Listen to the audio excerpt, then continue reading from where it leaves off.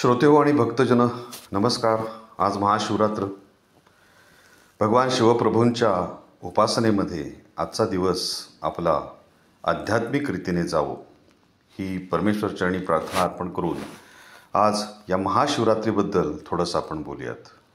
श्रोतेहो, महाशिवरात्रीच्या आधी म्हणजे उत्तरायण सुरू झालेलं असतं संक्रांतीपासून, आणि दर महिन्यातला म्हणजे आपलं जे मासिक किंवा जे कालनिर्णय म्हणता येईल किंवा आपलं जे कॅलेंडर असतं ते चंद्र राशीवर आधारित असून चंद्र महिन्यातला 14वा दिवस किंवा प्रतिपदेच्या आधीचा दिवस म्हणून शिवरात्री ओळखला जातो. वर्षभर येणाऱ्या 12 शिवरात्रींमध्ये फेब्रुवारी मार्चमध्ये येणाऱ्या महाशिवरात्रीला सर्वात अधिक आध्यात्मिक महत्त्व आहे. या रात्री पृथ्वीच्या उत्तर गोलार्धाची स्थिती अशी असते की मनुष्यात नैसर्गिक ऊर्जेचा उद्रेक होतो आणि त्या दिवशी निसर्ग एखाद्या व्यक्तीला त्याच्या आध्यात्मिक शिखरावर ढकलत असतो. याचा वापर करून घेण्यासाठी या उत्सवाची सुरुवात झाली अशी एक आपली श्रद्धा आहे. तर या भगवान शंकरांना उठूयात आणि त्यांचे आशीर्वाद घेऊयात. कृष्णा कल्ले यांनी गायलेलं पुढच्या चित्रपटातलं हे गीत ऐकूयात, उठ शंकरा.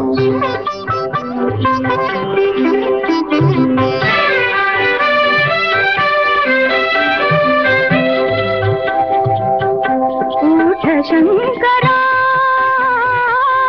सोड समाधी, उठ शंकरा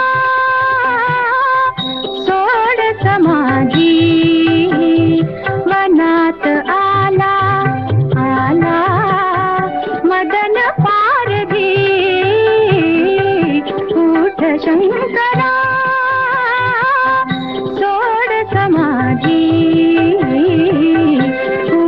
शंकरा.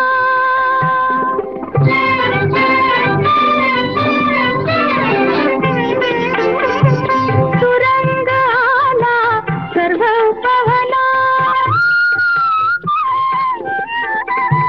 सुगंध येतो शीतल पवना,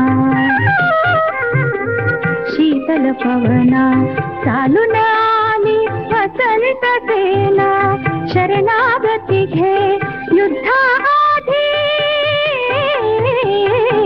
उठ शंकरा सोड समाधी, उठ शंकरा.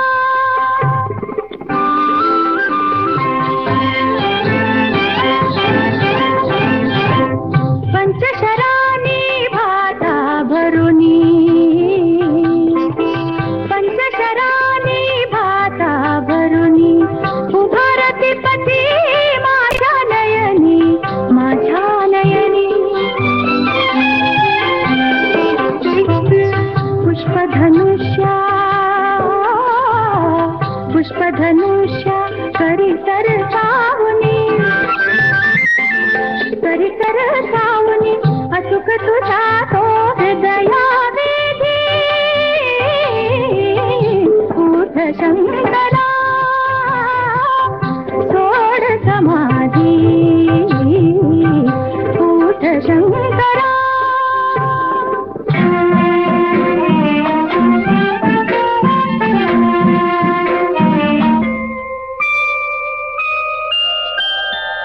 सप्तस्वरांची झडवित नौबत, मीनांकित ध्वज मिरवित मिरवित, धवली रथ आला मन्मथ,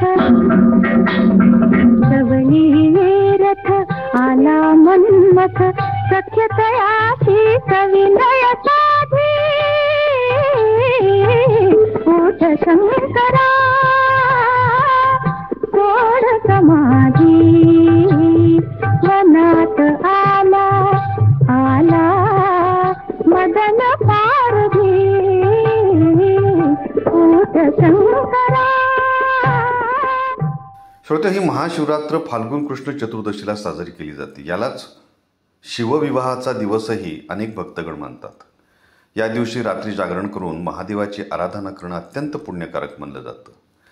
भगवान शंकर हे संहारकर्ते, योगी आणि कृपाळू पिता आहेत. या रात्री केलेल्या साधनेला विशेष महत्त्व आहे. या शिवरात्रीबद्दलची एक पौराणिक आख्यायिका अशी आहे की एक शिकारी दिवसभराच्या शिकारीसाठी जंगलात भटकत असतो, परंतु दिवसभर शिकार मिळाली नाही आणि तो उपाशी राहतो आणि संध्याकाळी तरी किमान आपल्याला शिकार मिळेल या विचाराने तो बेलाच्या झाडावर बसलेला असतो आणि शिकार शोधत असतो. पण हे त्याला माहिती नव्हतं की हे बेलाचं झाड आहे आणि रात्रभरच्या त्याच्या हालचालींमुळं बेलाची पानं आणि त्यांचा अभिषेक ह्या त्याच झाडाखाली असणाऱ्या भगवान शिवांच्या पिंडीवर हा अभिषेक होत होता. म्हणजे नकळत त्याची शिव आराधना झाली. एक तर दिवसभराचा उपवास आणि बेलाच्या पानांचा अखंड अभिषेक भगवान शंकरांना, आणि याचा परिणाम म्हणजे या शिकाऱ्याला भगवान शंकर प्रसन्न झाले आणि तो मोक्षास जाऊन त्याच्या जीवनाचं सार्थक झालं. भगवान शिवांना हे बेलाचं पान अतिशय प्रिय आहे. तर ऐकूयात या बेलाच्या पानावरचं एक गीत, हे भोळ्या शंकरा आवड तुला बेलाची.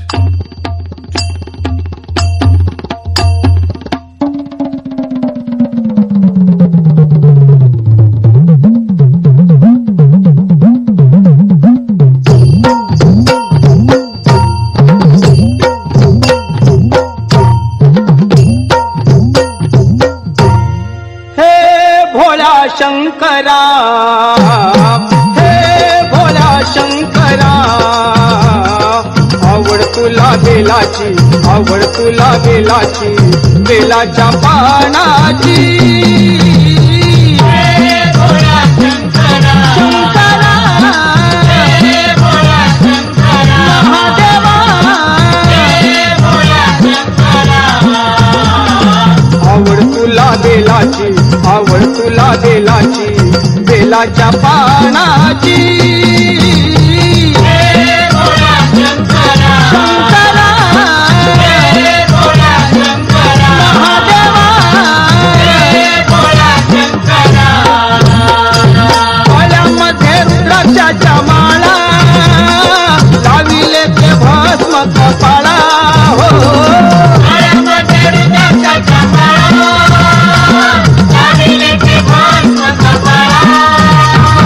डोळ्यामध्ये रुद्राक्षाच्या माळा, लाविले ते भस्म कपाळा.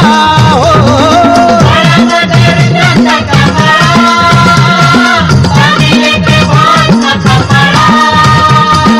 आवड तुला बेलाची, आवड तुला बेलाची, बेलाच्या पानाची. शंकरा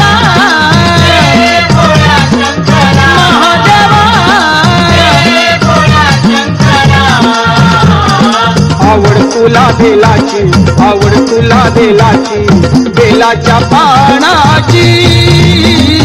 हे भोला शंकरा, शंकरा हे भोला शंकरा, महादेवा हे भोला शंकरा,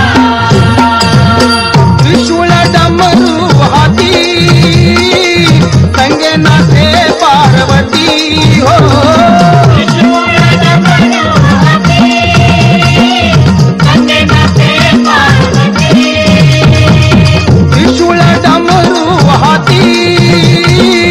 संगे नाचे पार्वती.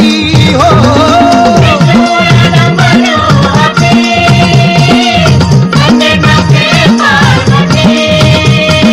आवड तुला बेलाची, आवड तुला बेलाची, बेलाच्या पानाची.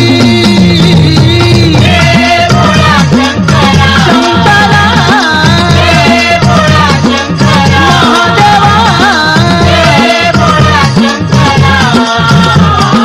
आवड तुला बेलाची, आवड तुला बेलाची, बेलाच्या पानाची. हे भोला शंकरा, शंकरा हे भोला शंकरा, महादेवा हे भोला शंकरा, भोलेनाथ आलो तुझ्या दारी, कुठे किती ना पुजारी. हो भोलेनाथ आलो तुझ्या दारी,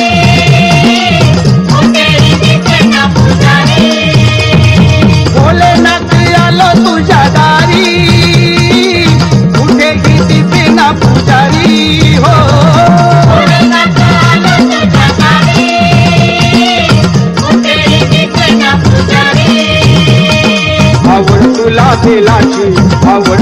बेलाची बेलाच्या पानाची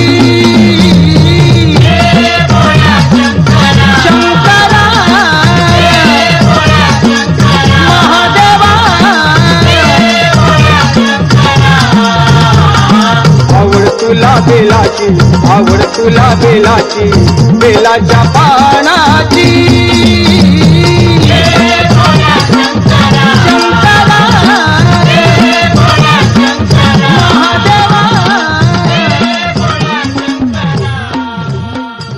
श्रोते हो, भगवान शिव म्हणजे ध्यान, वैराग्य आणि करुणेचं प्रतीक. शिवलिंग ही सृष्टीतली ऊर्जा आणि ब्रह्मांडातील संतुलन दर्शवते. याच दिवशी समुद्र मंथनामधून जे विष आलं होतं ते विष भगवान शंकरांनी प्राशन केलं आणि ते नीलकंठ या नावाने गणले जाऊ लागले. या अनेक समजुती आपण बाजूला ठेवून दिल्या तरी सुद्धा योग परंपरेमध्ये हा दिवस आणि रात्र महत्त्वाची मानली जाते. याचं कारण हा दिवस अध्यात्माची ओढ असणाऱ्या व्यक्तींना प्रचंड संधी उपलब्ध करून देतो. आधुनिक विज्ञान अनेक टप्प्यांमधून पुढे गेलेलं आहे आणि आज या निष्कर्षापर्यंत पोहोचलेलं आहे की ज्याला तुम्ही जीवन असं म्हणता आणि तुमच्या अस्तित्वाबद्दल माहिती असणारी प्रत्येक गोष्ट, तुम्हाला विश्व आणि आकाशगंगा म्हणून माहिती असणारी गोष्ट, या सर्व गोष्टी एकच आहेत आणि या लक्षावधी मार्गांनी प्रकाशित होतात. त्यामुळे महाशिवरात्रीच्या दिवशी आपणही आत्मपरीक्षण करावं आणि स्वतःमध्ये सकारात्मक परिवर्तन घडून आणावं ही भगवान शिवशंकर चरणी प्रार्थना करून या कार्यक्रमाची सांगता करतो. आणि भगवान शिवशंकराच्या या आरतीने आपण आजच्या कार्यक्रमाची सांगता करूयात. ओम नमः शिवाय.